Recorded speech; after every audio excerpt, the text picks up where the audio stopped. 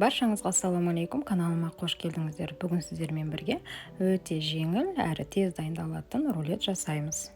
Ол үшін бізге 3 дана жұмыртқа, лаваш, аскөк, 100 грамм краб таяқшалары және де 50 грамм майонез қажет. Майонездің орнына творожный сыр не болмаса сметана пайдалансаңыздар болады. Ең алдымен бәрін теркадан жақсылап өткізіп аламыз. Аскөкті ұсақтап пышақпен турап аламыз. Лаваштың ішіне кез келген қоспаны қоссаңыздар болады. Қызыл балық не болмаса тауықтың етінен де жасасаңыздар өте дәмді шығады. Лаваш болмай қалған жағдайда блинімен жасап көрулеріңізге кеңес беремін.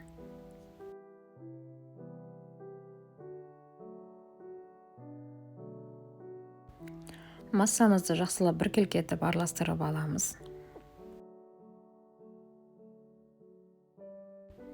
Массамыз дайын болды.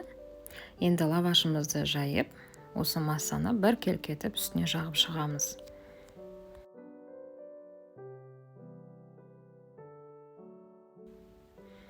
Жағып болғаннан кейін рулет қылып ораймыз және де тоңазытқышқа 20 минутқа тындырып қоямыз.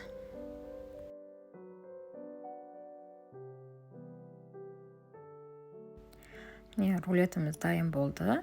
Енді дастарханға әдемілеп турап қойсаңыздар болады. Бүгінгі менің рецептім сіздерге ұнаса, міндетті түрде подписка жасап, қоңырау басуды ұмытпаңыздар. Сіздермен бірге болған мен Айжан, назарларыңызға рахмет.